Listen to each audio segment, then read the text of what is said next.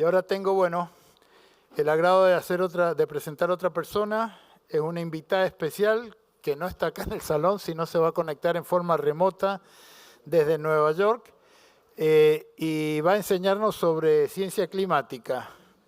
El nombre de ella es Natalia Costa y Coromina, trabaja en Energy Impact Partners en Nueva York y antes de unirse a esta compañía, Natalia trabajó en la High School of Business de UC Berkeley, donde dio clases en los programas de MBA, Maestría de Negocios.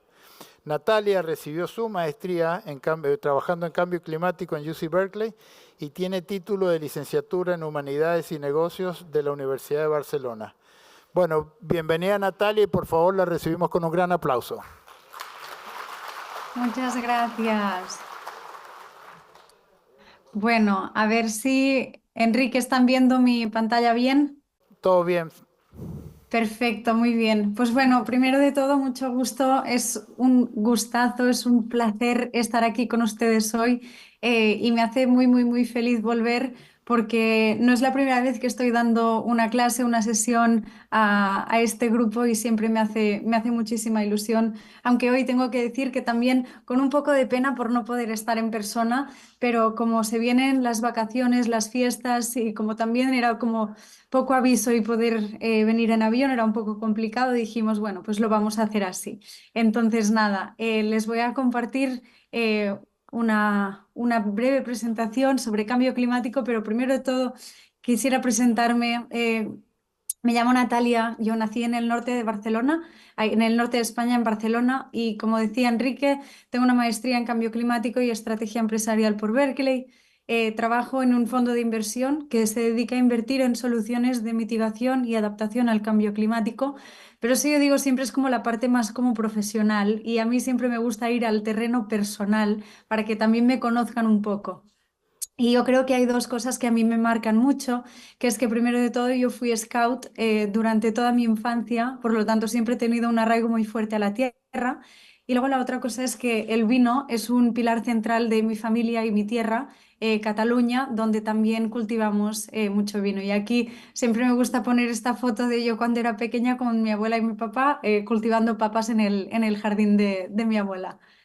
Em, Cosas que he estado haciendo por California con los amigos de Napa Valley. Como les comentaba el compañero Enrique, estaba haciendo clases en UC Berkeley, pero también con los amigos de Napa Valley he estado haciendo vídeos de educación de cambio climático en español, que los pueden ver en el channel de YouTube de Napa Valley Grape Growers.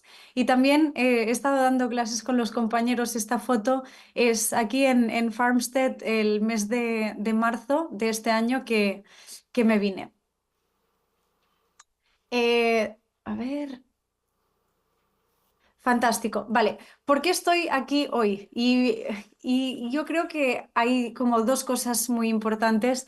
La primera de todas para responder preguntas y despertar curiosidad. Imagino que muchos de ustedes habrán ya escuchado pues, sobre el cambio climático y qué es lo que está pasando y todo, pero a veces nos perdemos un poco el porqué, la esencia entre pues, leer las noticias y demás. Así que para mí es muy importante ir a conceptos muy claros hoy.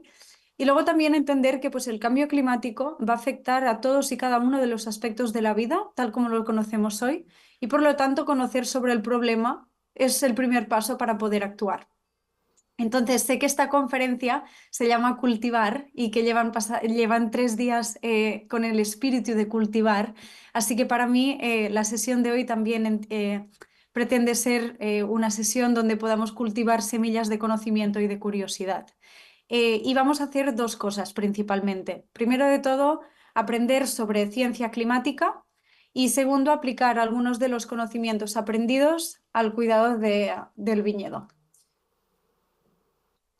Hay muchísimas cosas de las que podríamos hablar cuando estamos hablando de cambio climático, así que a mí siempre me gusta como resumir mis sesiones en varias preguntas clave, que normalmente son las mismas preguntas que mucha gente me hace, y entonces las he resumido aquí y vamos a partir la sesión en tres partes. La primera son estas preguntas fundamentales, la segunda nos vamos a focalizar sobre todo en pues, acciones que podemos hacer.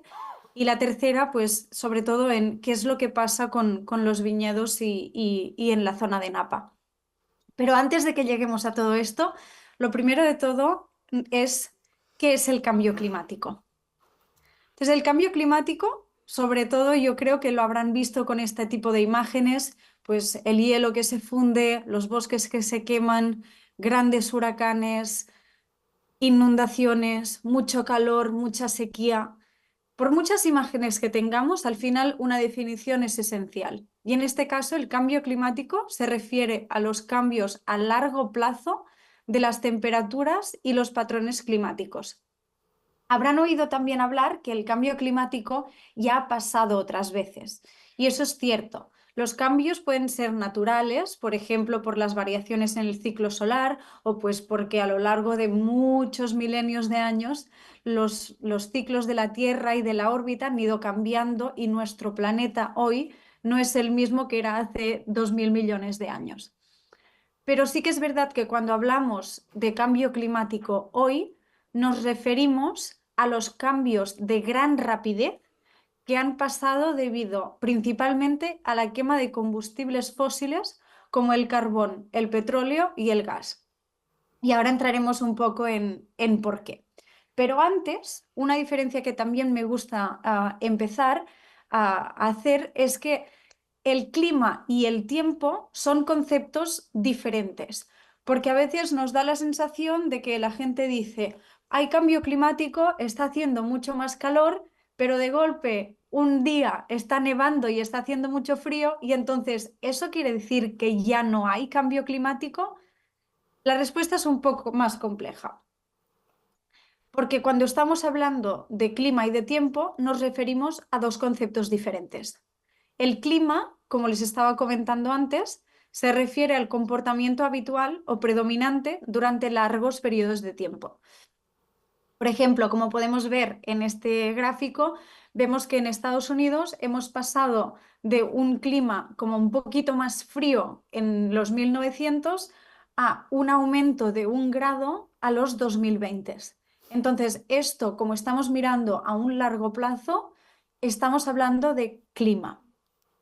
En cambio, cuando abrimos el móvil y estamos mirando el weather, nos estamos refiriendo al tiempo atmosférico y es básicamente cómo está la atmósfera durante un periodo de tiempo corto.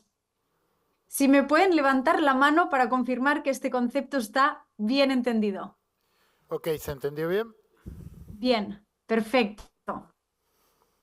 Genial. Pues les estaba comentando que el cambio climático está causado por actividades humanas, pero al final uno se pregunta cómo es, o sea, cómo mi comportamiento afecta a la atmósfera y contribuye al cambio climático.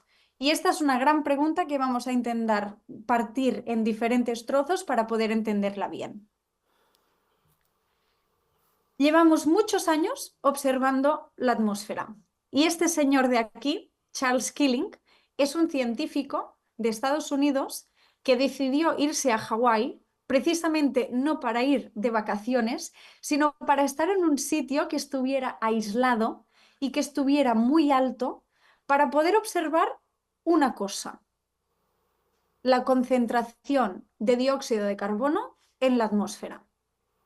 Entonces, él pidió dinero para hacer un centro de investigación en Mauna Loa, que es arriba del todo de un volcán en las islas de Hawái, y se dedicó a observar cuánta concentración de dióxido de carbono había en la atmósfera. Eso es como si hubiera dicho, pues me voy a dedicar a ver qué temperatura hace cada día o me voy a dedicar a ver pues cuánta lluvia hay. Es exactamente un mismo patrón meteorológico y un patrón científico que se puede analizar. Lo importante del CO2 es que indica dos cosas muy importantes. La primera, la magnitud de emisiones de dióxido de carbono.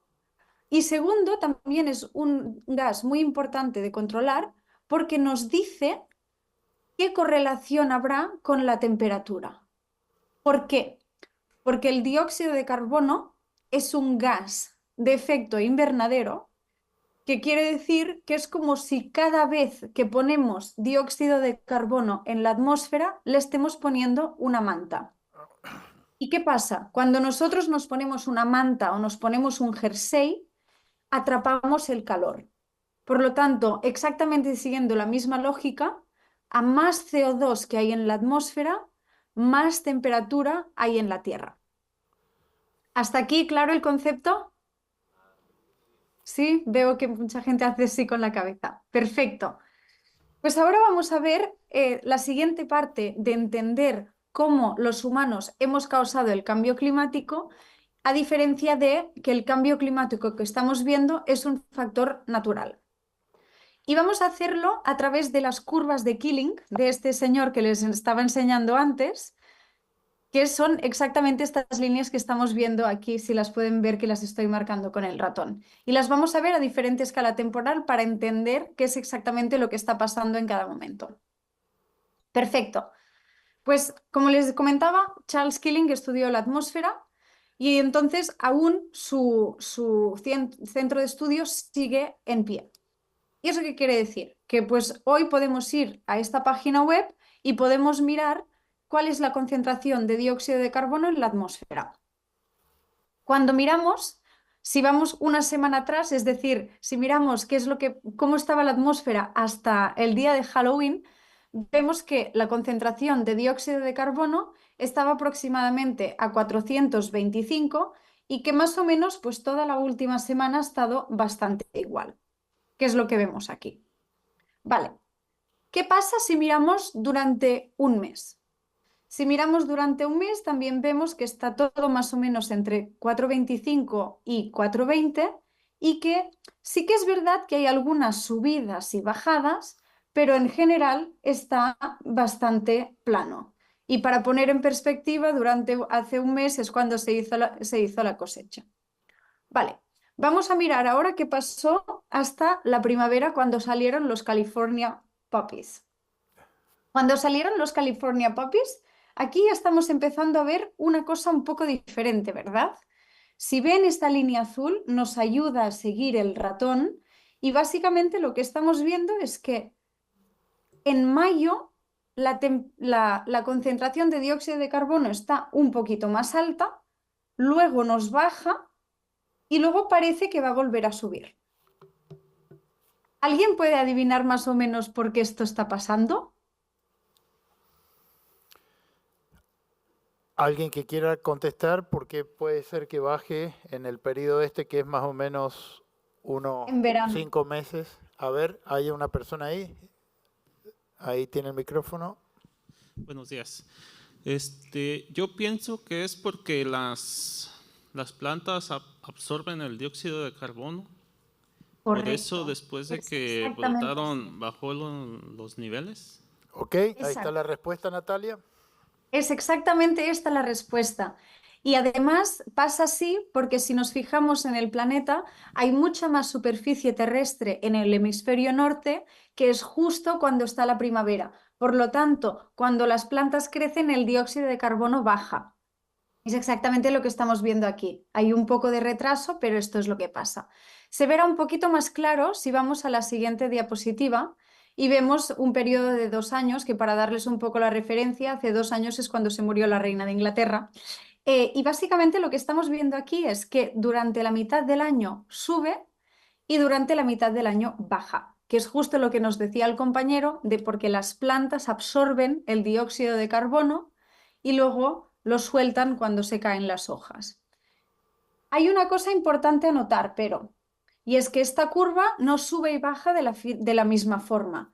De hecho, si miramos no un periodo de observación de 2 años, sino un periodo de 65 años, es decir, yendo atrás hasta la guerra del Vietnam, vemos que efectivamente lo que el compañero comentaba del efecto de las plantas sube y baja, y esto es lo que sería un ciclo de clima natural, pero hay un detalle muy importante y es que la curva va subiendo. Y eso quiere decir que no solo estamos hablando de un efecto natural que sube y que baja, sino que hay algo que se está añadiendo de más en la atmósfera y lo que se está añadiendo de más en la atmósfera es dióxido de carbono que proviene de la combustión fósil. Es decir, todas las plantas que estaban debajo de tierra en forma de petróleo, que contienen dióxido de carbono, al combustionarlas y usar los carros, usar la industria, aviones y todo, hace que este CO2 adicional se acumule. Levántenme la mano, por favor, a ver si este concepto ha quedado claro, porque es muy, muy, muy importante para entender las causas del cambio climático. Veo que hay muchas manos arriba. ¿Alguien tiene alguna pregunta? Ok, muy claro. Vale, pues Enrique, ¿no? No, perfecto, muy claro, digo. Perfecto. Pues vamos a ver un poquito más atrás para entender qué pasa si miramos pues, en la época del rey Luis XIV en Francia. Y aquí vemos exactamente clarísimo que hay un antes y un después cerca de los años 60, aunque ya había un aumento poco a poco. Y eso quiere decir que hay una coincidencia, o tal vez no tan coincidencia, entre la subida de la venta de petróleo a lo largo del mundo y en el mismo periodo de tiempo, esta década de los 50, 60, 70, es cuando esta curva empieza a aumentar, aumentar, aumentar. Y ustedes ahora se pueden estar preguntando, bueno, pero ¿cómo sabemos cómo estaba la atmósfera hace 300 años si el señor Charles Keeling solo decidió empezar a tomar medidas en los años 60? Y la respuesta es que la ciencia ya tiene muchas de las maneras de entender cómo estaba la atmósfera y una de ellas es a través de cavar esos agujeros que sacan un bloque de hielo y básicamente este bloque de hielo, 1 centímetro, nos dice más o menos un año, porque eso quiere decir que si ha nevado en el polo norte o en el polo sur, se acumula la nieve encima de la nieve y encima de la nieve. Y como entre la nieve hay unas bolitas de aire, este aire podemos ver qué concentración de dióxido de carbono tenía. Por lo tanto, por eso hoy tenemos tanta, tanta, tanta certidumbre de cómo estaba la atmósfera hace 300 años. Una cosa de la cual también nos podemos dar cuenta, si miramos esta gráfica que nos iba hasta Luis XIV, es que en el siglo XVIII prácticamente no hay un aumento. En el siglo XIX ya empezamos a ver un aumento, en el siglo XX se dispara completamente y en el siglo XXI vemos que la tasa de crecimiento está mucho más alta. He puesto esta línea aquí en verde para que lo puedan ver mejor. Básicamente, 18 plano, 19 empieza a subir, el siglo XX hay una aceleración y el siglo XXI ya vamos como un cohete para arriba. Para poner un poco las cosas en perspectiva, a mí me gusta siempre ilustrar cómo se movía la humanidad durante cada siglo. En el siglo XVIII, básicamente la población se movía en caballos y en carruajes. En el siglo XIX empezamos a usar los trenes y sobre todo el carbón. Y en el siglo XX ya estamos en un momento en el que prácticamente todos tenemos un carro y por lo tanto se entiende que también a más combustible fósil que este aumento del CO2 en la atmósfera sea una realidad. Perfecto. Y solo un gráfico más para poner un poco las cosas en perspectiva. A mí mi abuela siempre me dice, niña, tú vives en otro planeta. Y yo le digo, sí, abuela, tienes razón. Porque cuando miramos, por ejemplo, el 2020, que es mi mundo, estamos aquí arriba. Mi abuela, ella cuando nació, era más o menos en los 1920. Por lo tanto, la concentración de CO2 en la atmósfera se ha casi duplicado. Y cuando mi abuela me dice que es un planeta diferente, tiene de hecho toda la razón. Y yo además de esto le digo, abuelita, tu mundo, que era más o menos este de aquí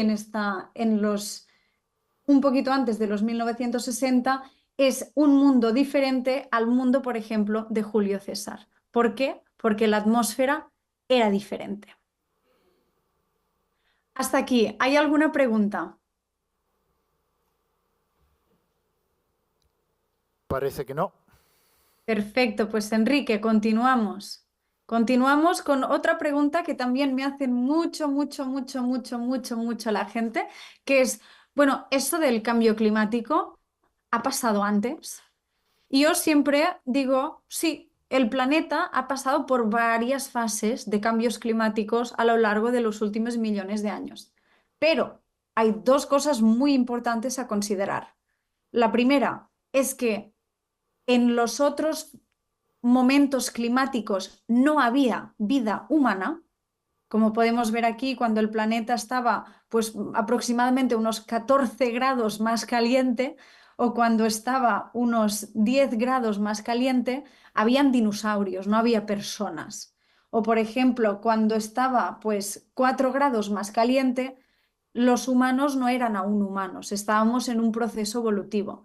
Realmente cuando la humanidad se establece, que es aquí donde están las casitas, las fábricas, estamos en una base de temperatura cero, que es más o menos unos 14 grados de temperatura global de mediana. Esta es la conclusión número uno, que sí que ha habido cambios climáticos antes, pero no había vida humana y por lo tanto no sabemos cómo nos hubiéramos desarrollado en estas condiciones. Y el segundo es que los cambios nunca fueron tan acelerados. Cuando estamos mirando aquí, por ejemplo, si nos fijamos entre 50 y 40 millones de años, vemos que hay un cambio de que, por ejemplo, pasamos de 12 grados a 10 grados, pero es un cambio que pasa en 10 millones de años. Cuando estamos mirando el aumento de dióxido de carbono de hoy, que lo hemos duplicado, no había pasado nunca antes en la historia que había un cambio de un doble en menos de 300 años. Eso es lo que es chocante. Para ilustrarlo de otra forma, solo conocemos la vida humana, como les decía, en una concentración de CO2 de 200 o 250. Si recuerdan antes de las gráficas, estábamos mirando unos 420 o 425. Y esto es lo que venía con una variabilidad de menos o más 0,5 grados, es decir, medio grado. Entonces, ahora mismo estábamos aquí dentro de este corredor de la vida, que es lo que llaman los científicos, y estamos en un recorrido de un aumento de la concentración del CO2 que también va a la par con la temperatura, como veremos ahora, pasando los 3 grados, casi. Es decir, nunca antes había vida humana en estas condiciones climáticas. Por eso estamos entrando en lo que yo llamo un poco pues un desconocido completamente. Como les comentaba antes, también la observación del CO2 es muy importante porque nos indica dos factores súper importantes. El primero es la temperatura, lo que les comentaba antes del ejemplo de las mantas. A más dióxido de carbono es como si nos pusiéramos más chaquetas encima, por lo tanto la temperatura también será más alta. Y cuando la temperatura es más alta, si ustedes han hecho el experimento algún día, cuando calentamos un líquido, lo que hace es expandirse. Y por lo tanto, cuando calentamos los océanos, pasan dos cosas. La primera, que el hielo se deshace, pero la segunda y aún más importante es que hay una expansión termal del agua. Y eso es lo que hace que el nivel del mar suba. Por lo tanto, conclusión, sí ha habido otros cambios climáticos antes. Segunda conclusión, la humanidad no ha existido en estos cambios climáticos como conocemos hoy nuestra vida. Y la tercera, entender la concentración del dióxido de carbono es muy importante porque nos va a indicar dos cosas. Una, la temperatura y dos, el nivel del mar. Como pueden ver aquí también, les he marcado con un círculo rojo que ha habido ese aumento en la concentración del CO2. Lo que es interesante ver es que tanto la temperatura como el nivel del mar aún no han tenido exactamente el mismo efecto. ¿Y eso a qué se debe? Primero de todo es que si yo tengo frío y si me pongo una chaqueta, mi cuerpo no va a entrar en calor al mismo momento. Normalmente me tengo que esperar 1 o 2 minutos. Pues exactamente lo mismo pasa con el planeta Tierra. Cuando aumenta la concentración de dióxido de carbono en la atmósfera, tenemos que esperar a que la temperatura aumente después, porque no es una conexión inmediata y después de que haya aumentado la temperatura, también aumenta el nivel del mar. Por eso, aún hoy no hemos visto exactamente todos los cambios. Voy a hacer una pausa. ¿Hay preguntas? ¿Alguna pregunta de ustedes? ¿Están escuchando bien? ¿Están atendiendo? ¿Entendiendo? Ok. Perfecto. Entonces, que me levante la mano quien piense que el dióxido de carbono, cuando aumenta, la temperatura es inmediatamente más alta. ¿Alguien cree que es inmediato aumento de el dióxido de carbono, CO2, y el aumento de temperatura? No, todos Perfecto, piensan así que que no. nadie levanta la mano. Eso quiere decir que se ha entendido bien. ¿Y quién cree que es con un efecto de un poco retraso? Bien, perfecto, estupendo. Pues ahora vamos a ir a 2 preguntas claves más. La primera es ¿qué actividades humanas contribuyen al cambio climático? Y la segunda, ¿qué son los gases de efecto invernadero? Que son 2 cosas que están completamente ligadas. Volvamos a Killing por un momento. Les comentaba que Killing había querido estudiar el dióxido de carbono porque es súper importante. ¿Por qué es importante? Porque la combustión de hidrocarburantes y de gas es el motivo más importante por el aumento del CO2 en la atmósfera. Y eso pasa a través de 2 cosas. 1, el petróleo y 2, el gas natural. Les he puesto aquí qué pasa, por ejemplo, cuando cocinamos, que si aún tienen gas, eh, vamos a combustionar metano, que es CH4, con 2 moléculas de oxígeno y cuando mezclamos el butano con el oxígeno nos sale CO2. Y este CO2 se va para la atmósfera. Esta es la parte número 1. La parte número 2 es, por ejemplo, un hidrocarburante, como por ejemplo el isoctano, que lo mezclamos también con el oxígeno que está en el aire para la combustión y cuando lo hemos quemado nos salen 8 moléculas de dióxido de carbono. Y de nuevo, estas moléculas de dióxido de carbono, ¡brum!, se van para la atmósfera. Por eso Charles Keeling decidió estudiar esto, porque hay una relación directa entre quemar gas natural o quemar petróleo y el aumento de CO2 en la atmósfera por esta suma y resta de moléculas químicas. Aunque sea un poco difícil con esta notación científica, que sé que a veces es como, oye, esto no tenía que ser científico y no tenía que ser complicado, yo siempre digo, es como matemáticas para primero de primaria y básicamente el resultado más importante es que aumenta el dióxido de carbono porque ha habido combustión y este dióxido de carbono no se captura, no se pone debajo de tierra, sino que va directamente para arriba. Perfecto. Pero el dióxido de carbono no es el único de los gases. Hay varios gases que son el dióxido de carbono y ahora veremos cuáles son los otros. Pero primero de todo, el dióxido de carbono, ¿de dónde viene? ¿Qué actividades contribuyen a que haya más dióxido de carbono en la atmósfera? Principalmente 2. Una, que es la que ya les acababa de comentar, que es básicamente la quema de petróleo y de gas natural, pero la otra, como les comentaba antes el compañero, las plantas. Las plantas están compuestas de carbono y cuando este carbono, una planta se corta o cuando una planta se quema, todo ese dióxido de carbono se va para la atmósfera. Por lo tanto, por eso el dióxido de carbono, que está tanto en azul para los combustibles fósiles como en amarillo para todo lo que tiene que ver con agricultura, está representando una parte tan importante. Vamos a ver otros gases. El metano en rojo. El metano es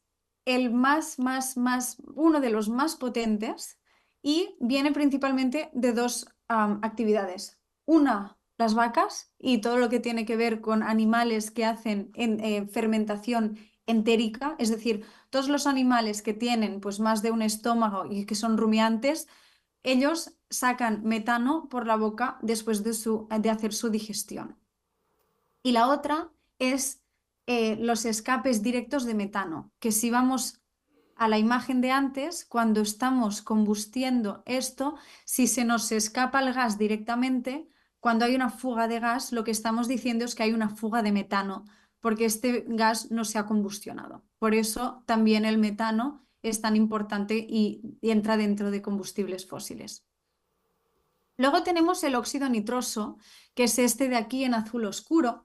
Y el óxido nitroso básicamente es cuando nosotros ponemos fertilizantes en las plantas, cuando ponemos demasiado y las plantas no son capaces de absorberlo, lo que pasa es que se mezcla con con oxígeno y se genera óxido nitroso que se va para la atmósfera.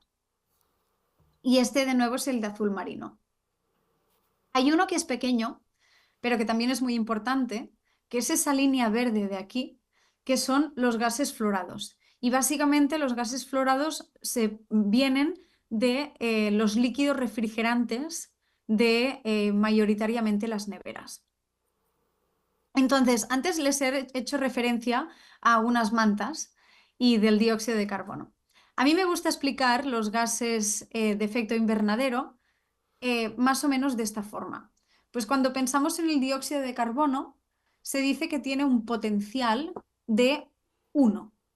Es decir, es un gas que es muy pequeño, que dura para siempre, pero que en sí no es muy potente. Es como si nos pusiéramos una pequeña mantita para dormir. El metano tiene una vida muy corta, de 12 años, pero es mucho más potente que el dióxido de carbono. Es decir, si estamos comparando, por ejemplo, un bedsheet con una manta, el metano sería la manta y el bedsheet sería el dióxido de carbono.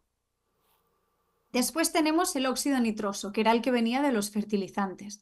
El óxido nitroso tiene una vida de 120 años y es 100 veces más potente que el dióxido de carbono. Es decir, cuando nos focalizamos en reducir emisiones, tenemos que mirar los que son más potentes que los que son menos potentes a nivel de priorización.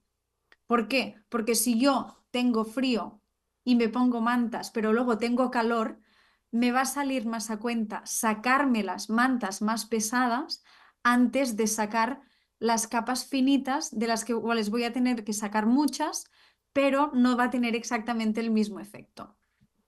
Y finalmente los gases fluorados, que a mí me hace reír esta chaqueta tan grande, pero realmente creo que ilustra muy bien el efecto que tienen estos gases en la atmósfera, que es decir, aunque sean una parte muy chiquitita, como veíamos aquí, es aproximadamente un 2% de todas las emisiones, una partícula de CO2 y una partícula de gases fluorados es como si tuviéramos por una de gases fluorados 10.000 de dióxido de carbono. Por lo tanto, es mucho más importante empezar a reducir las más potentes y después llegar al dióxido de carbono.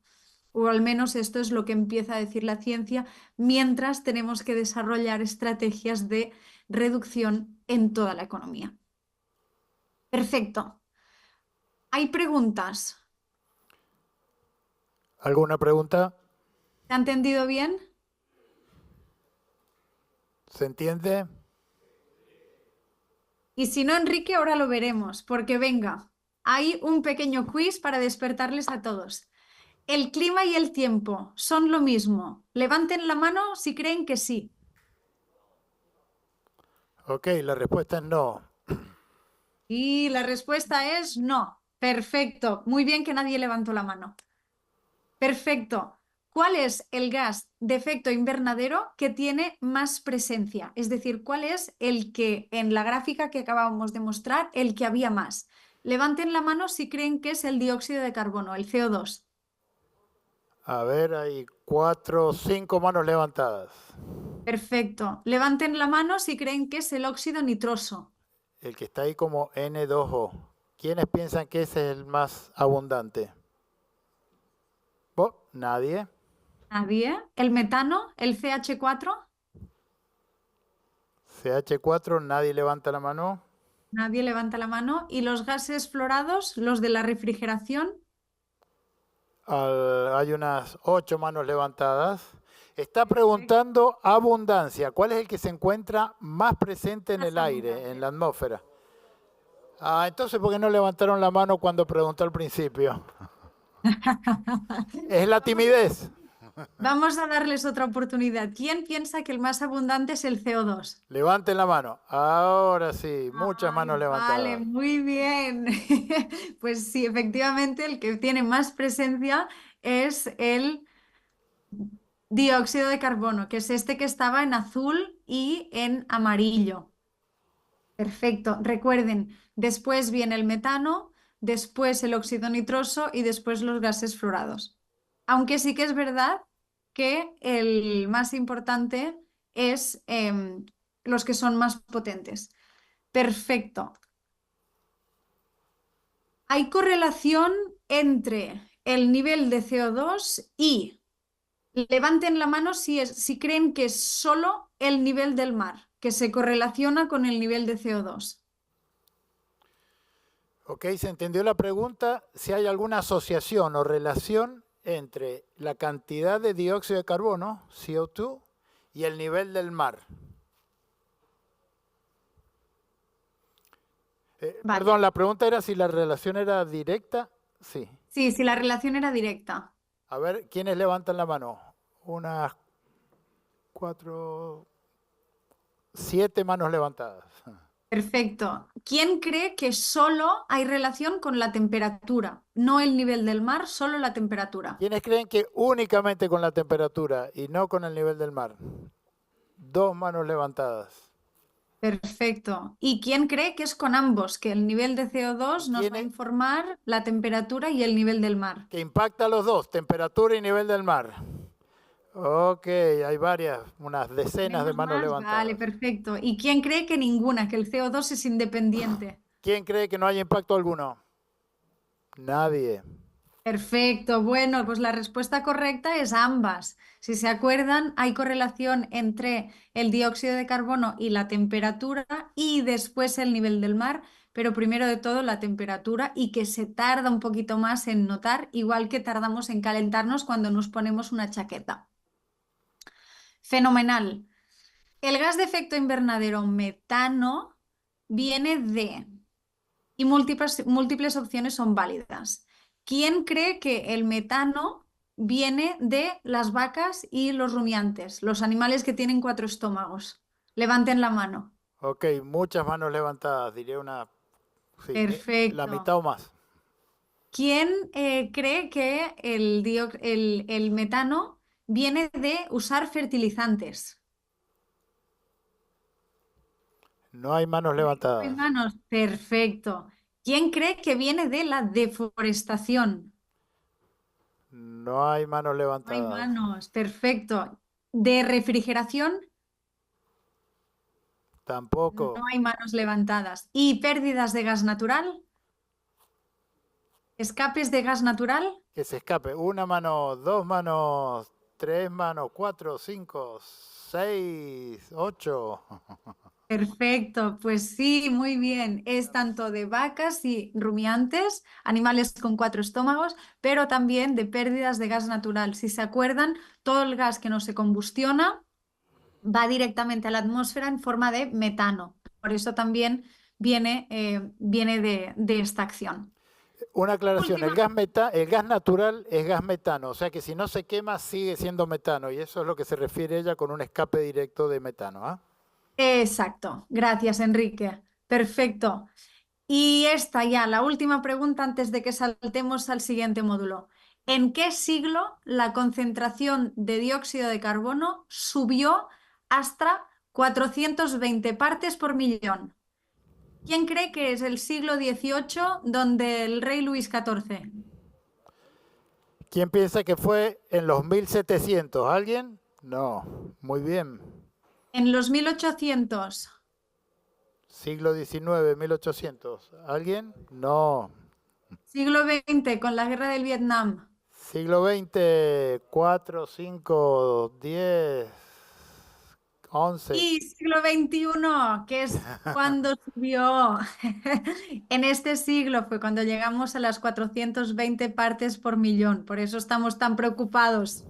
Me he dado cuenta que soy tan viejo, Natalia, que yo fui a la universidad cuando la concentración era de 350 partes.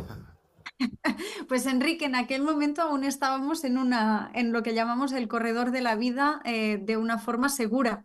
Ahora ya lo hemos pasado y tenemos que hacer muchas cosas para reducirlo, que es lo que vamos a ver en este módulo. No creo que tú y yo hayamos estado en el mismo corredor porque yo nací en el 1961. Sí que sigue siendo el corredor de la vida. Perfecto. La parte 2 de esta sesión se focaliza en los actores, es decir, nosotros. A mí mucha gente también me pregunta, pues Natalia, ¿cuáles son los países que contribuyen más al cambio climático? ¿Qué diferencia hay entre la actuación de un país, una empresa y una persona? También me preguntan mucho si actuamos ahora, ¿lo podemos parar? Y si quiero hacer algo al respecto, ¿qué acciones puedo tomar? Y como estamos en Napa, también vamos a dedicar algunos minutos a hablar cómo esto va a afectar a Napa y cómo nos podemos preparar para mitigar y adaptarnos. Vamos a empezar con la primera pregunta, que es ¿qué países contribuyen más al cambio climático? Esta gráfica no sé si la van a poder ver bien desde lejos, pero les voy a resumir más o menos brevemente.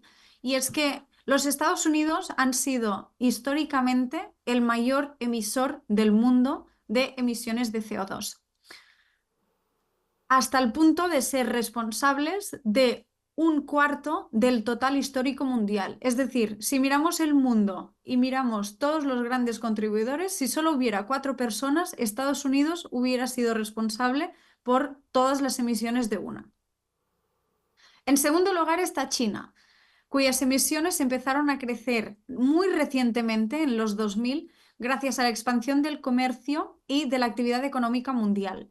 El motivo por el cual algunos países han bajado emisiones es porque las de la China han aumentado. Y es decir, las emisiones de un país se quedan en ese país aunque sus exportes lleguen a otro país. Por eso vemos que, por ejemplo, países como los Estados Unidos o agrupaciones de países como la Unión Europea van a bajar sus emisiones, pero en realidad es porque han traído mucha de la industria en la China. Y por eso China, aunque sea un periodo muy corto de tiempo, ha llegado a ser la segunda potencia mundial en cantidad de emisiones. Y el tercero es la Unión Europea, que ha contribuido más o menos a un 22% de las emisiones históricas, pero también es importante recordar respecto a Europa que son más de 25 países y que cuando la Unión Europea toma una acción en una dirección, estamos movilizando 25 o más países. En este caso creo que estamos a 27 o 28 a día de hoy. Perfecto. Esto eran las emisiones históricas. Hay otra forma de asesorar las emisiones y es a día de hoy. Es decir, si miramos todos los países del mundo hoy, ¿cuáles son los grandes contribuyentes a las emisiones de CO2 y por lo tanto al cambio climático? La respuesta es 3, principalmente. China, que contribuye pongamos que de cada 3 toneladas de CO2, una viene directamente de la China. Y eso es lo que les comentaba antes, debido a que el país es una potencia mundial que exporta muchísimos productos al mundo y que aún usa muchísimo carbón. Estados Unidos sigue en el podium con posición número 2, pero solo con un 13% de las emisiones, aunque es mucho. Y luego el continente asiático en general sigue siendo el más importante en términos de emisiones de CO2 por 2 motivos. Primero, países emergentes también como la India, pero también porque hay muchos países que generan y son exportadores de petróleo. Por lo tanto, todas las emisiones relacionadas con actividades petrolíferas, aunque sea ya desde exportación a extracción, estarán relacionadas con esto. Por eso A día de hoy, China, India y Saudi Arabia están muy arriba y los Estados Unidos siguen estando en una segunda posición, pero si juntamos China, India y Arabia Saudita, prácticamente estamos pues casi en la mitad de las emisiones del mundo. Una pregunta, Natalia. En el caso de Arabia Saudita, aunque ese petróleo no sea combustionado ahí, ¿lo mismo se considera una emisión de parte de Arabia Saudita? Se consideran emisiones en Arabia Saudita si son, por ejemplo, que comentábamos antes, de estas pérdidas o de la producción, pero luego cuando se combustionan van al otro país. Ok, Por eso Estados Unidos sigue estando tan alto y por eso China sigue estando también tan alto porque hay mucha, mucha, mucha manufactura. ok, También gracias. es verdad, Enrique, que es muy difícil de medir esto y que básicamente estos números se derivan de números económicos y es muy difícil también saber con exactitud porque al final la atmósfera es de todos y la atmósfera no entiende fronteras. Por lo tanto, por mucho que intentemos medir y por mucho que haya satélites que se dedican exclusivamente a medir este tipo de emisiones, es muy difícil tener la exactitud de dónde vienen, aunque se puede derivar, pero es muy difícil ir a la fuente. Perfecto. A mí me gusta también mucho mirar, no solo por un país, sino si dividimos este país por la cantidad de habitantes, porque al final un país como la China puede tener muchísimos habitantes, pero lo que vemos, por ejemplo, aquí es que las emisiones de un americano son equivalentes a las de 2 personas de la China. Y cuando hablamos de la decarbonización y las acciones que cada individuo tiene que tomar, si un americano baja sus emisiones, estará teniendo más impacto que, por ejemplo, un individuo de la China. Por lo tanto, si miramos esta gráfica, 3 cosas a resaltar es que los países del Oriente Medio están en el podium porque hay muy pocos habitantes, pero mucha producción de petróleo. La segunda es que los Estados Unidos siguen en el podium, pero esta vez también tenemos a los australianos, a los de Nueva Zelanda y a los de Canadá. Y el tercer punto es que la contribución por habitante de China es la mitad de los Estados Unidos, con algunos países aún más abajo, por ejemplo, Inglaterra o India o prácticamente todo el continente africano, que son los que tienen las emisiones por cápita más bajas. Vamos a continuar, que creo que también es importante diferenciar entre la actuación que puede hacer un país, una empresa y una persona. Cuando hablamos de países, a mí siempre me gusta, en contexto de cambio climático, mencionar que las Naciones Unidas actúan como un macroorganizador de todos los países a escala mundial para asegurar que hay una coordinación de todo el mundo cerca de los mismos objetivos.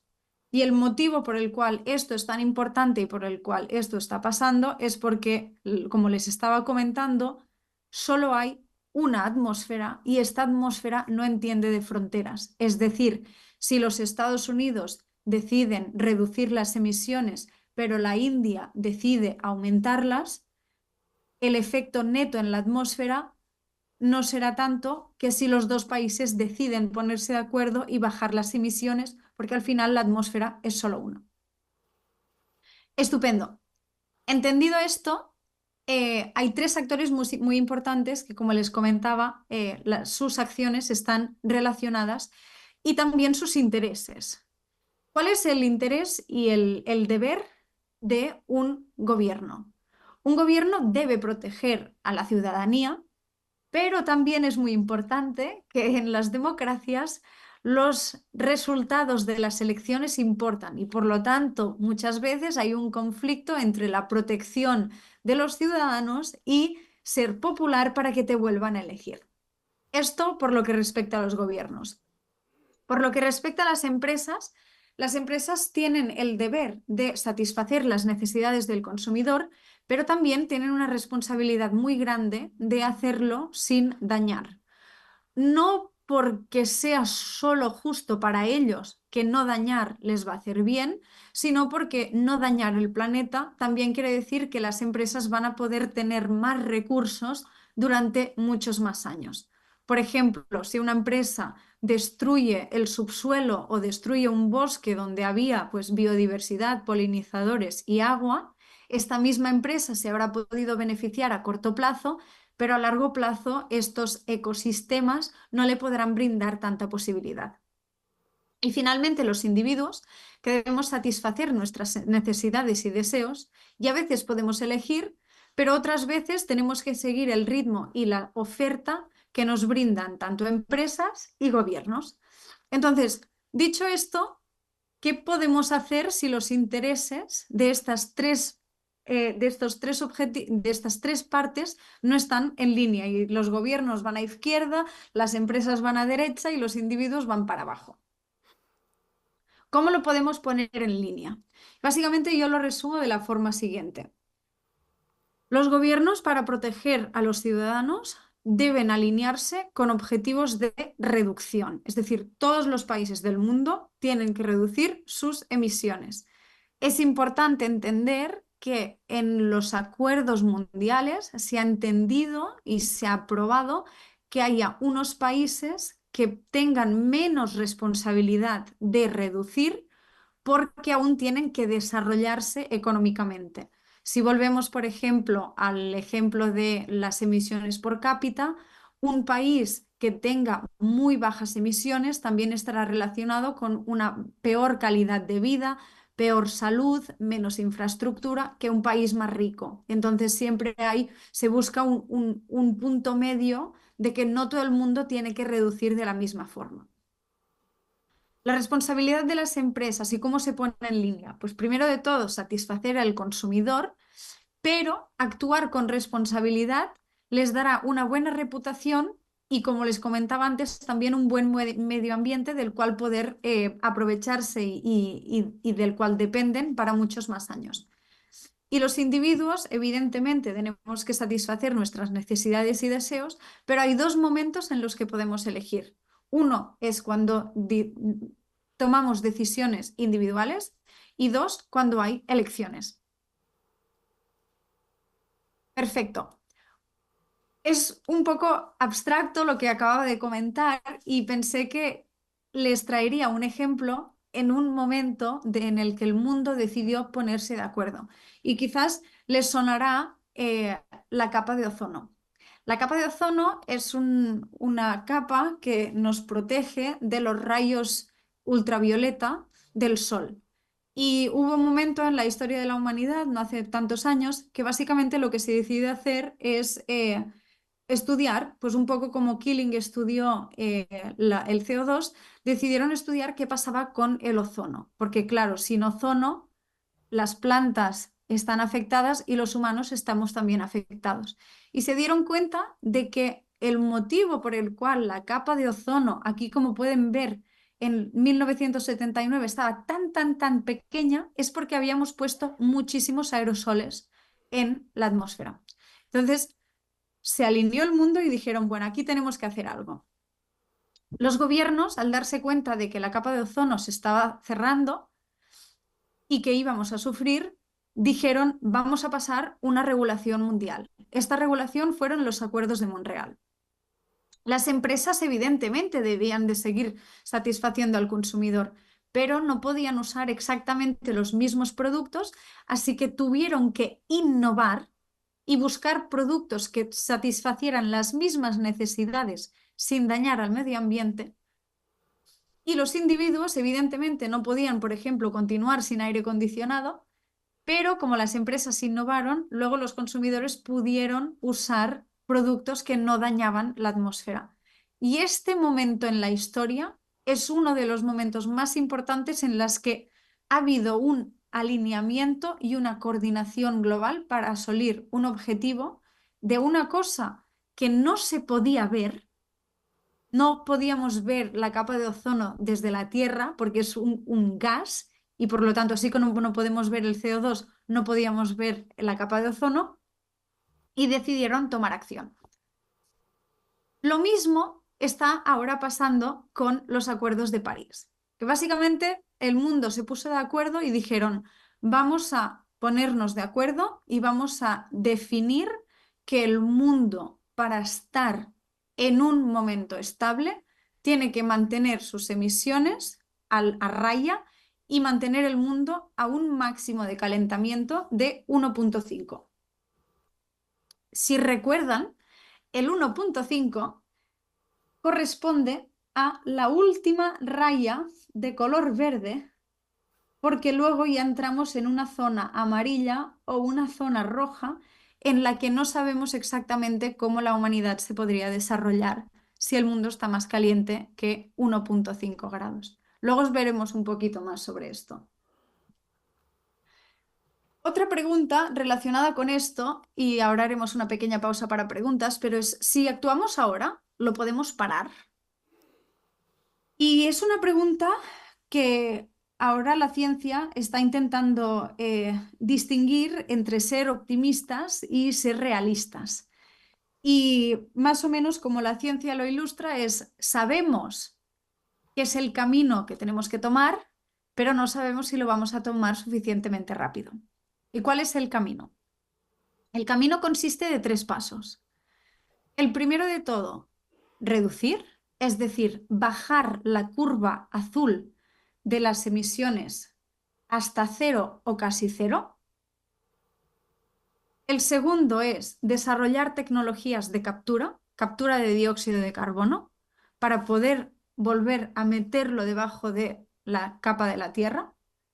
Y el tercer paso es llegar a un punto en el que todo lo que no se pueda emitir porque pues, es muy difícil cambiar o porque no existe una tecnología o porque queremos seguir usando el petróleo y el gas natural para unas aplicaciones, decir, bueno, pues que al menos todo lo que emitamos quede a la par con lo que capturamos.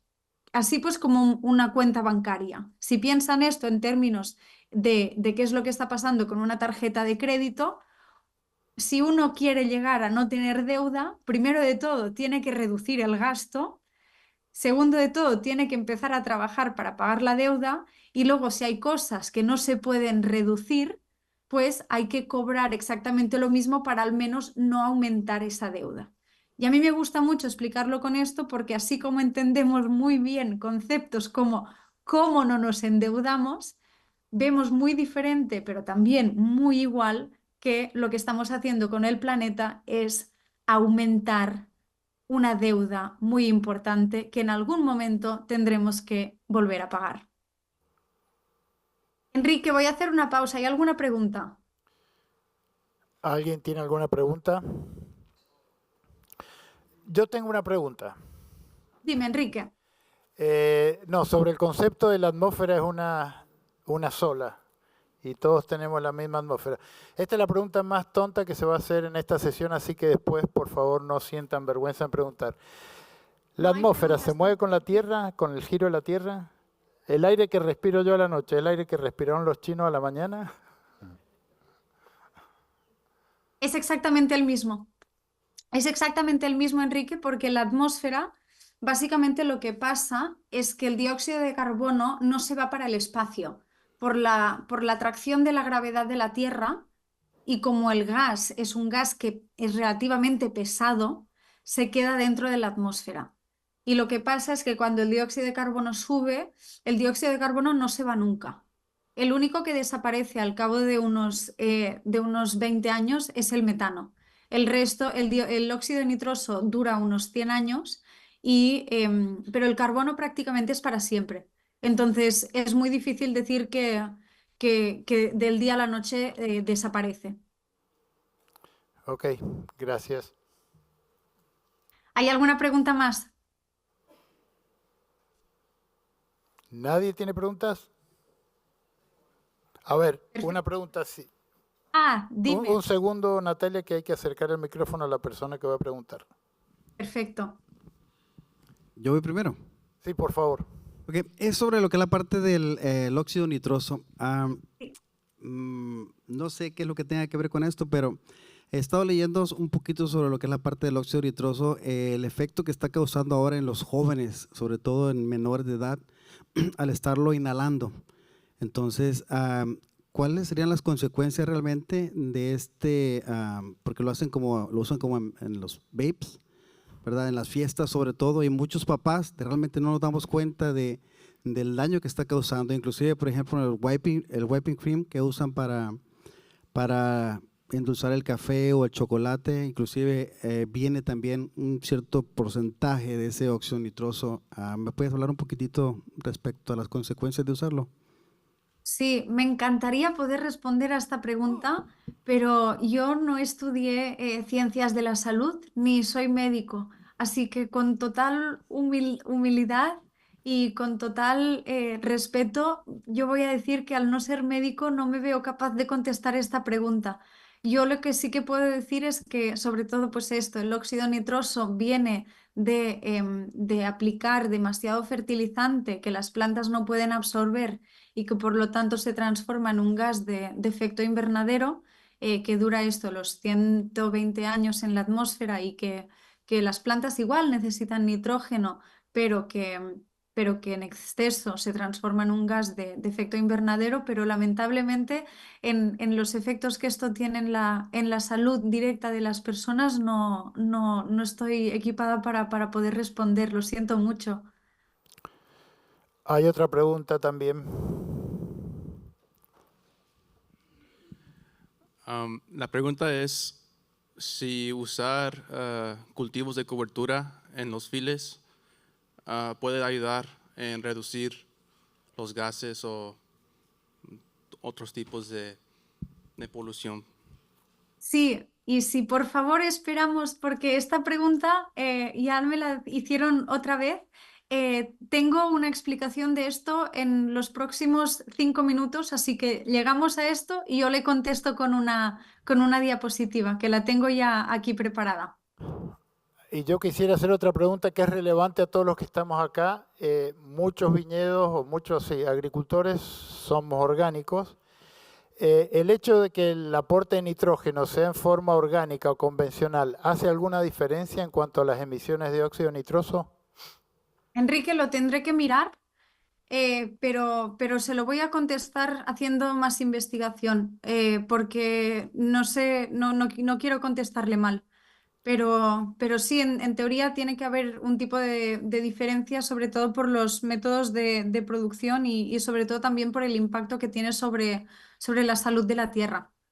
Ok, gracias.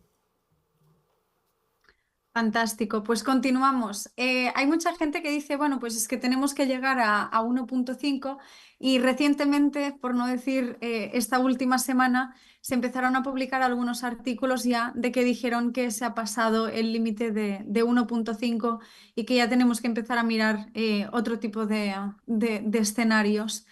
Incluso si nos fijamos aquí, por ejemplo, vemos que aunque todo el mundo cumpliera con todo lo que se ha prometido, no llegaríamos al rango que necesitamos para estar al 1.5. Por lo tanto, esta curva que yo les estaba enseñando antes, no es muy claro que lo vayamos a llegar a ver.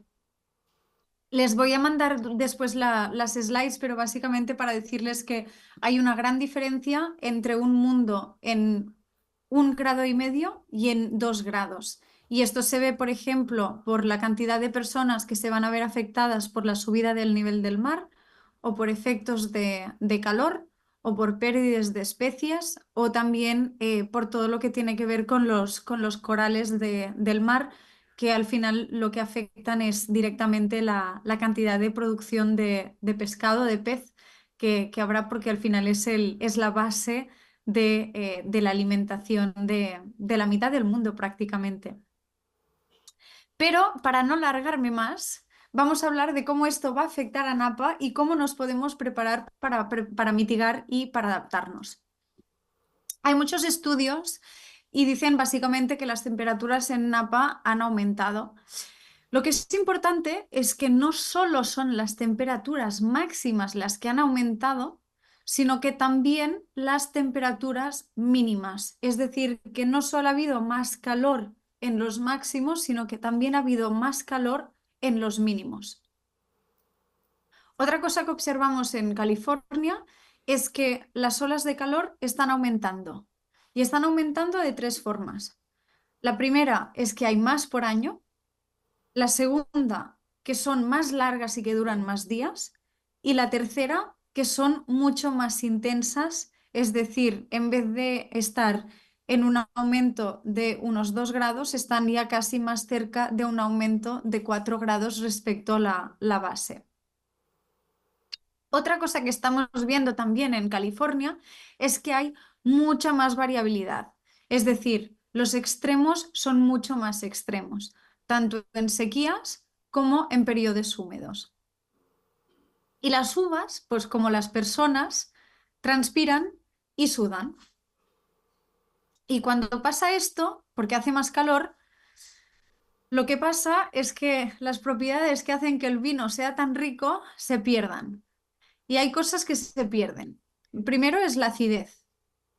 Por ejemplo, el vino será como mucho más plano. Después el ácido málico y los compuestos aromáticos. Eso quiere decir que un vino que se haya sobrecalentado tendrá mucha más fruta madura que, por ejemplo, unas frutas más frescas, y también se van a perder los taninos. Lo que va a pasar también, como aumenta la temperatura, es que el pH del vino va a aumentar y va a hacer que el gusto y el sabor también cambie. Otra cosa que nos damos cuenta es que hay varias soluciones que se están implementando a lo largo del mundo para adaptar al cambio climático todo lo que son los viñedos, pero no todas las soluciones funcionan para el Valle de Napa. Por ejemplo, esta foto aquí de los fuegos es lo que hacen en Burdeos cuando hace mucho frío, pero por regulación en California no se puede hacer y se usan esos ventiladores o los molinos de viento para hacer que el aire caliente baje, sobre todo cuando hace mucho frío en invierno. En verano, que ya lo hacen ustedes aquí en Napa, es poner esas protecciones a las uvas, porque hay otras regiones que lo que hacen es irrigar, pero si estamos en una situación de sequía va a ser mucho más difícil. El compañero antes también me preguntaba cómo ayuda a poner cobertura, plantas en la mitad, y ayudan en 2 formas. La primera es en la secuestración de dióxido de carbono, que hace que no haya tanta movida de dióxido de carbono arriba, porque el soil, el subsuelo lo puede capturar, aunque no es una captura permanente, súper importante. Y la segunda cosa es que la cobertura ayuda a que haya mucha más retención de agua y por lo tanto también de nutrientes. Y otra solución que se puede aplicar es estas espalderas más verticales, que hacen que la planta tenga más espacio para respirar y que quede más bien protegida para la lluvia, para el calor, perdón, y el sol. A veces, y ya terminando, se han tomado todas las prevenciones posibles y hay eventos que aún así nos ponen en riesgos. Es, por ejemplo, lo que pasó en Napa, pero también lo que pasó en Australia hace un par de años, que es cuando hay fuego y se tiene que tirar pues, toda la cosecha del año porque se ha inundado de humo. Y la respuesta a esto, el proceso adaptativo, es aumentar la investigación, y en este caso la Universidad de California en Davis está haciendo un montón de investigación para intentar responder a pues, cómo podemos salvar el sabor. Voy a terminar diciendo que una de las soluciones que mucha gente dice es, bueno, pues sencillamente busquen climas más fríos para cultivar vino. Y hay mapas que dicen, no, pues que la geografía del vino se va a mover y del cultivo. A mí me gusta siempre terminar con una reflexión, y es que no es tan sencillo. El conocimiento de una tierra tarda años en formarse y en mejorarse. Existe un concepto de como un legacy, como un heritage, Un legado. una herencia, exacto, un legado, gracias Enrique, en la tierra, y por eso es tan importante que haya énfasis en adaptación. El otro tema es que no solo se trata de que haya temperaturas más altas y que por lo tanto busquemos climas más fríos, sino que en realidad cuando estamos hablando de cambio climático, con algunos gráficos que hemos visto antes, estamos hablando de más extremos y más variabilidad. Por lo tanto, aunque intentemos solucionar el problema del calor, no lo estamos solucionando todo. Dos conclusiones finales que a mí también me gusta recalcar mucho y en favor de la adaptación es que las regiones del mundo del vino tienen un gran componente histórico, cultural e identitario y por lo tanto alguien que diga que van a cultivar viñedos en el norte de Inglaterra donde no hay una tradición de vino, no hay una cultura de vino y no hay una identidad, es un poco conflictivo. Y luego, finalmente, que el vino, por definición, es un producto que expresa las condiciones climáticas y el trato de un viñedo, de un vinicultor y de un viticultor. Por lo tanto, hacer vino en el siglo XXI en unas condiciones de cambio climático también quiere decir dejar que el producto se exprese y que exprese exactamente qué quiere decir que estemos en el siglo XXI. Voy a acabar solo diciéndoles que una de las preguntas que me hace mucha gente también es, bueno, Natalia, hemos aprendido mucho en esta sesión, pero ha sido muy rápido. ¿Dónde puedo consultar más información? Estas son algunas de las agencias más importantes para los datos climáticos, para lo que son las fuentes directas de conocimiento, pero para mí aún más importante después de estas fuentes es todo el trabajo que se hace en divulgación y fuentes que son mucho más próximas al público en general. Por ejemplo, la NASA tiene una sección de Climate Kids para explicar a los chicos más pequeñitos qué es el cambio climático. Netflix también tiene un seguido de películas focalizadas en diferentes aspectos del cambio climático. National Geographic también, TED Climate también, los TED Talks, el New York Times, los museos como California Academy of Sciences, pero también organizaciones como Napa Valley Grape Growers y Farm Worker Foundation que están haciendo un trabajo maravilloso para asegurarse de que todos estos conocimientos lleguen donde tienen que llegar y que el Valle de Napa pueda ser mucho más resiliente y se pueda adaptar mucho más a todo esto del cambio climático en este siglo que justo acaba de empezar, pero que nos va a afectar mucho a todos como hemos aprendido hoy. Y con esto voy a cerrar mi sesión. Enrique, no sé si tenemos tiempo para un par de preguntas, yo aún me puedo quedar 5 minutitos y nada, muy feliz de haberles hablado y espero que hayan aprendido mucho. Sí, en efecto, tenemos 6 minutos para preguntas, así que espero que... Bueno, lo primero que quiero decir es que si bien el esfuerzo del Farm Worker Foundation ha sido vital para esto, una presentación tan impecable como la tuya acerca de cambio climático no creo que la haya escuchado mucho. Felicitaciones por tu claridad y por la calidad de expresión que tienes. Y por favor, quisiera que la audiencia, si tiene alguna pregunta, la haga ahora, porque eso es una forma de, bueno, demostrar nuestro interés en el tema. ¿Alguna pregunta? O también quiere decir que ha sido todo muy claro. O comentario, o cosa que hayan aprendido también, si quieren. ¿Algún comentario, opinión? Este es el momento de compartir algo con los demás. Ok. Si no, una cosa que podemos hacer es levantar la mano si hoy salen de esta sesión habiendo aprendido alguna cosa nueva.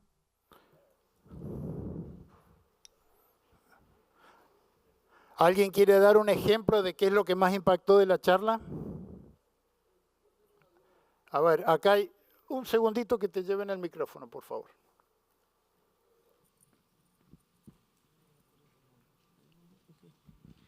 Sí, mira, es más que nada una duda, pero bueno, a la vez va a ser pregunta.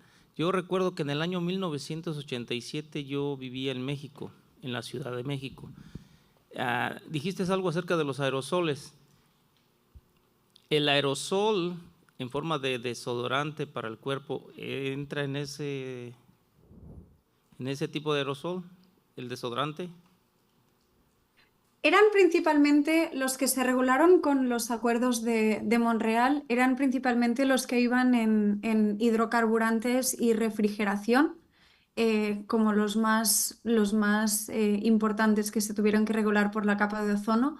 Lo que sí que es verdad que los aerosoles, que aún están presentes hoy en el mundo, en la atmósfera, tienen un efecto que sorprendentemente es contrario al de los al de los gases de efecto invernadero. Es decir, lo que están haciendo por ahora los aerosoles es enmascarar el calentamiento global en una parte muy chiquitita. Pero sí que es verdad que siguen estando algunos en circulación y que el efecto que tienen relacionado con el cambio climático es exactamente el opuesto a los gases de efecto invernadero. Lo que hacen es como poner una capa de refrigeración en la Tierra para evitar que entre más calor. Por lo tanto, hay que vigilar, porque cuando estos gases de aerosoles desaparecen, lo que vamos a notar es muchísimo más calentamiento, por no mencionar también que tienen efectos muy nocivos sobre la salud. Natalia, de todos modos, para continuar con la pregunta del señor, ¿el contenido de esos aerosoles sigue siendo perjudicial para la capa de ozono? Porque también era mi recuerdo era que uno era mejor ponerse desodorante que no fueran en aerosol para ayudar Sí. a que no se destruyera la capa de ozono. Correcto. Ok, o sea, la pregunta es Y si los que esos hubo una aerosoles lista muy larga de todos los que se regularon, y los que se regularon ya no están en en el mercado. circulación en mercados, exacto. Ok, muchísimas gracias por la pregunta. Acá hay otra pregunta. Ya le acercan el micrófono. Sí, yo aprendí que ahorita el CO2 es muy afectante para el medio ambiente, y el estado de California ha estado haciendo muchos cambios. En términos del cambio es usar la electricidad, el solar para crear electricidad, y en sí hay muchas regulaciones para construir una nueva casa que ya no pueden usar gas para Gas cocinar. metano. Ujú. Para cocinar. Entonces, mi pregunta es, todos esos cambios, como entendimos que el cambio no pasa rápidamente, como el cambio del clima, hay mucha CO2 en el medio ambiente, y a través de los años uno ve el efecto. ¿Qué tantos años tenemos que esperar para que la electricidad tenga un efecto positivo sobre el medio ambiente? Es una excelente pregunta y me encanta que le haya preguntado, porque es exactamente lo que mucha gente se dice, ¿no? Pues si actuamos hoy, ¿cuándo veremos el efecto? Y la respuesta es más o menos de forma inmediata, porque toda mitigación que hagamos hoy quiere decir que al menos en los próximos 5 o 10 años no vamos a ver tanto calentamiento. Por eso las curvas de mitigación tienen que ser tan rápidas. Cualquier átomo de dióxido de carbono que hoy pongamos en la atmósfera va a estar allá para siempre. Por lo tanto, nos va a afectar al resto de nuestra vida, y va a afectar también a la vida de nuestros hijos y los que vengan después. Por eso, el hecho de, ay, mira, pues es que nosotros ya no estaremos, o si esto va a durar para siempre, pues, ¿qué es el impacto que tiene hoy? El impacto que tiene hoy es el impacto de un legado. Es el impacto también de nuestro legado en los próximos 10, 20, 30 años que vamos a notar. De hecho, California es uno de los países que ha sido bueno, países. Digo país porque California casi opera como un país dentro de los Estados Unidos. Viviendo aquí en California nos damos cuenta de que es prácticamente un continente diferente.